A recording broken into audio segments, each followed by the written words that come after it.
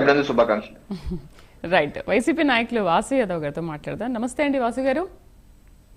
అందరికీ శుభ సాయంత్రం. యాంకర్ శ్రీదేవి గారికి, వంశీ గారికి, పెద్దిరెడ్డి గారికి అండ్ మస్తాన్ గారు.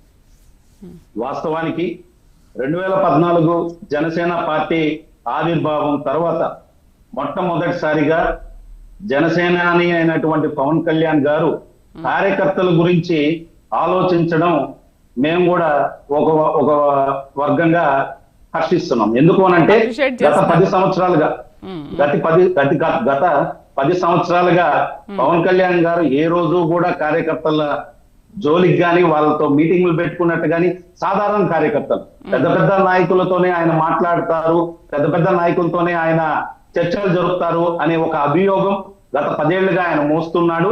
దాన్ని బద్దలు కొట్టే విధంగా ఈరోజు ఒక సామాన్య కార్యకర్తలతో ఆయన మాట్లాడడం నిజంగానే ఒక రాజకీయ పార్టీగా ఒక శుభ పరిణామంగానే ఆలోచిస్తున్నాం. కానీ ఇక్కడ ఇంకొక కోణం ఏం జరుగుతోంది అని అంటే, తెలుగుదేశం పార్టీ ఏదైతే ఇప్పుడున్న ఈ రాష్ట్రంలో జనసేన పార్టీ ఎలా తయారైందంటే, తెలుగుదేశం పార్టీకి ఏ కష్టం వచ్చినా నష్టం వచ్చినా, లేకపోతే వాళ్ళు ఏదన్నా అవినీతిలో కానీ కూడుకుపోయినా, లేకపోతే ఏదైనా ఒక సమస్యలో ఉన్నా కాపాడే పార్టీగా ఈ జనసేన పార్టీ పవన్ కళ్యాణ్ గారు, అంటే కరెక్ట్ గా చెప్పాలంటే తెలుగుదేశం పార్టీ సిట్ అంటే సిట్, స్టాండ్ అంటే స్టాండ్ అనే ఒక రాజకీయ పందాల్లో జనసేన పార్టీ తయారవుతుంది. ఎందుకనంటే జనసేన ఎవరైతే పవన్ కళ్యాణ్ గారే స్పష్టంగా చెప్పడం జరిగింది, 20 సంవత్సరాలు మేము తెలుగుదేశం పార్టీ జెండా మోయడానికి, బీజేపీ పార్టీ జెండా మోయడానికి మేము సిద్ధంగా ఉన్నామని ప్రకటించిన జనసేనాని గారు ఇప్పుడు ఈ రాష్ట్రంలో కొత్త సమస్య ఏర్పడింది. ఏదైతే ఓ పక్కన 21 ఎమ్మెల్యేలు, ఏదైతే జనసేన పార్టీకి సంబంధించిన 21 ఎమ్మెల్యేల అవినీతి ఈ రాష్ట్రం మొత్తం కూడా బట్టబయలైంది. గడిచిన 14 నెలల కాలంలోనే ఏ జనసేన పార్టీ ప్రాతినిధ్యం వహిస్తున్న ఏ నియోజకవర్గం అయినా సరే అక్కడ ఉన్న మీరు గ్రౌండ్ రిపోర్ట్ కానీ చూడగలిగితే ప్రతి ఒక్క ఎమ్మెల్యే ఎంత అవినీతి అక్రమాలకి ఈ రోజు జనసేన పార్టీలో ఇప్పుడు ఆ 21 ఎమ్మెల్యేలు అవినీతికి పాల్పడ్డారు, ప్రజలు తిరుగుబాటు చేస్తున్నారు అనేది మీ దృష్టికి వచ్చిందా? మీ వైసీపీ ఎమ్మెల్యేలకు, మీ కార్యకర్తల దృష్టికి తీసుకొచ్చారా? వీళ్ళు ఇలా చేస్తున్నారు, ఈ ఎమ్మెల్యేల తీరు ఇలా ఉంది అని మీకేమైనా చెప్పారా? మీ దగ్గర ఆధారాలు ఉన్నాయా? నేను చెప్తాను. ఏదైతే బాలరాజు గారు, పోలవరం ఎమ్మెల్యే గారు, ఈ తెలుగుదేశం పార్టీ దేవినేని ఉమా గారు ఏదైతే ఫోన్ రికార్డింగ్ లో మాట్లాడింది ఈ రాష్ట్రం మొత్తం చూసాం. బాలరాజు గారు ఆయన చెప్పిన విషయం ఏంటంటే, బాలరాజు గారు ఎమ్మెల్యే గారు 100 కోట్లు దగ్గర గడిచిన సంవత్సరం కాలంలో 100 కోట్లు స్కాన్ చేసినారని స్వయంగా దేవినేని ఉమామహేశ్వరరావు గారే ఫోన్ లో మాట్లాడడం ఈ రాష్ట్ర ప్రజలందరూ చూసాం. తిరుపతి శాసనసభ్యులైనటువంటి ఆర్ఎం శ్రీనివాసులరావు గారు, మీరు తిరుపతి గాని రిపోర్ట్ గాని తెచ్చుకోగలిగితే నిజంగానే ఆశ్చర్యపోయే విషయాలని చూస్తారు. ప్రతి ఒక్క మున్సిపాలిటీ కార్పొరేషన్ కి సంబంధించిన ప్రతి ఒక్క 2 లక్షల కాంట్రాక్ట్ దగ్గర నుంచి ₹1 కోటి కాంట్రాక్ట్ వరకు ఆయనకు ఒక సొంత జేఎంసీ కన్స్ట్రక్షన్స్ అనే ఒక సొంత సంస్థ ఉంది. ప్రతి ఒక్క కాంట్రాక్టు, ప్రతి ఒక్క కమిషన్, ప్రతి ఒక్క ల్యాండ్ ఇష్యూలో వాళ్ళ అన్న కొడుకు కావచ్చు, లేకపోతే అతని కొడుకు కావచ్చు, డైరెక్ట్ గా ల్యాండ్ ఇష్యూలో ఇన్వాల్వ్ అయింది.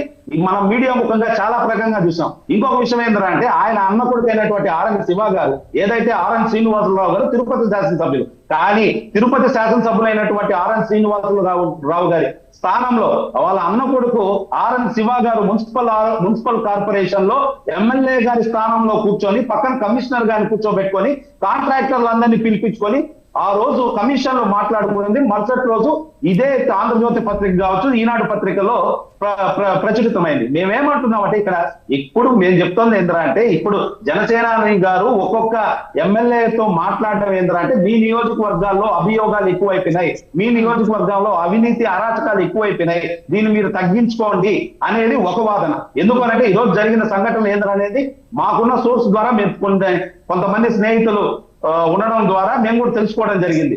మీ దాంట్లో జనసేన పార్టీ ఎమ్మెల్యేని కట్టడి చేయాలి అని పవన్ కళ్యాణ్ గారు భీష్మించుకొని కూర్చున్నారు. ఎందుకనంటే వీళ్ళు చేసే అవినీతి అరాచకాలు ఈ రాష్ట్రంలో ఒక్కొక్కటిగా వెలుగు చూస్తోంది. పార్టీకి చెడ్డ పేరు. వాసు గారు, ఇప్పుడు జనసేన పార్టీ ఇలా అవినీతి జరుగుతుంది అని చెప్పి వాళ్ళని 1-to-1 కూర్చోబెట్టి మీటింగ్ పెట్టి మాట్లాడుతున్నారు. ఒకవేళ అలా చేస్తే కనుక వాళ్ళకు శిక్షలు ఉంటాయి, లేకపోతే డిసిప్లిన్లో పెట్టాలనో పెడుతున్నారు. అట్లీస్ట్ మీరు అధికారంలో ఉన్నప్పుడు మీ పార్టీ ఎప్పుడైనా ఇలాంటి పని చేసిందా? మేము ప్రతి సంవత్సరం మీరు అలా చేస్తే అప్రిషియేట్ చేయాలి కదా. అట్లీస్ట్ మీరు ఏదైనా ఒక్కటి చేస్తే చూపించండి, ఒక్కటి మాట్లాడండి పోనీ. ఏ విషయం అండి? శ్రీదేవి మీరు గారు చెప్పండి. 1-to-1 ఎమ్మెల్యేలతో మీటింగ్ పెట్టుకున్నారా? ఇదిగో ప్రజల నుంచి ఇలాంటి రెస్పాన్స్ వస్తుంది, మీరు అవినీతికి పాల్పడ్డారు, ప్రజల్లో ఇంత వ్యతిరేకత ఉంది, మీరు కరెక్ట్ గా 2.5 ఉండండి అని మీరు ఎప్పుడైనా 2.5 సంవత్సరం మా పాలనలో కరోనాతో పోయింది. మాకు అంటే వదిలేసారా, గాలికి వదిలేసారా? కరోనా వచ్చిందని చెప్పి గాలికి వదిలేసారా? శ్రీదేవి గారు, కరోనా వచ్చినప్పుడు ఈ రాష్ట్రంలో వైద్య శాఖను కావచ్చు, లేకపోతే అధికారం కావచ్చు, ఈ రాష్ట్రంలో ఎలా పనిచేసినామో ప్రతి ఒక్కటి ఈ రాష్ట్ర ప్రజలందరూ కూడా చూశారు. యాక్చువల్ గా మేము ప్రతి ఒక్క ఎమ్మెల్యేతో, ప్రతి ఒక్క దీంతో జగన్మోహన్ రెడ్డి గారు మాట్లాడిన సందర్భాలు ఉన్నాయి. ప్రతి ఒక్క నియోజకవర్గ నాయకులతో పిలిచి మీటింగ్ పెట్టిన సందర్భాలు ఉన్నాయి. దానికి సంబంధించిన ప్రతి ఒక్క వీడియోలు కానీ మన సెంట్రల్ ఆఫీస్ లో కానీ మీరు వెళ్తే కష్టంగా చూడొచ్చు. ఇక్కడ మీరు అడిగిన శ్రీదేవి గారు, ఇక్కడ మీరు అడిగిన ప్రశ్న ఏంటంటే, ఈరోజు జరిగిన జనసేనాని ఇంటూ ఎమ్మెల్యేల వాదన ఏంటి? మేమేం చెప్తోంది ఏంటంటే, ప్రతి ఒక్క జనసేనాని ప్రాతినిధ్యం వహిస్తున్న నియోజకవర్గాల్లో అవినీతి, అరాచకాలు ఎక్కువైపోయినాయి. ఇక్కడ రెండో విషయం చెప్తాను. ఎక్కడైతే జనసేన కార్యకర్తలు, నిజమైన జనసేన కార్యకర్తలు ఇంతవరకు ఒక మేలు కూడా జరగలేదు. తెలుగుదేశం పార్టీ ఈ కూటమి ధర్మం ఖచ్చితంగా వహించలేదు. తెలుగుదేశం పార్టీ ఇప్పటి వరకు రిలీజ్ చేసిన నామినేటెడ్ పోస్టుల్లో కావచ్చు, లేదా ఇప్పటి వరకు రిలీజ్ చేసిన వివిధ కార్పొరేషన్ పోస్టుల్లో కావచ్చు, చాలా జనసేన పార్టీకి, బీజేపీ పార్టీకి అన్యాయం ఖచ్చితంగా చేసింది. ఎవరిని భరించలేదో ప్రజలే తేల్చేశారు కదా, ఇంకా మళ్ళీ మనం ఒక నిమిషం. జనసేన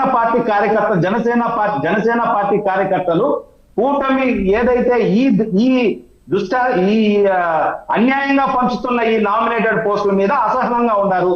దాని మీద అందరికీ జోలపాడే విధంగా, అందరికీ నచ్చజెప్పే విధంగా ఈ కార్యకర్తల సమావేశాన్ని ఈ రోజు తెర మీదకి తీసుకొచ్చినారే గాని, గత 10 సంవత్సరాలుగా జనసేనాని అయినటువంటి పవన్ కళ్యాణ్ గారు ఏ సాధారణ కార్యకర్తని పట్టించుకోలేరనేది జగమెరిగిన సత్యం.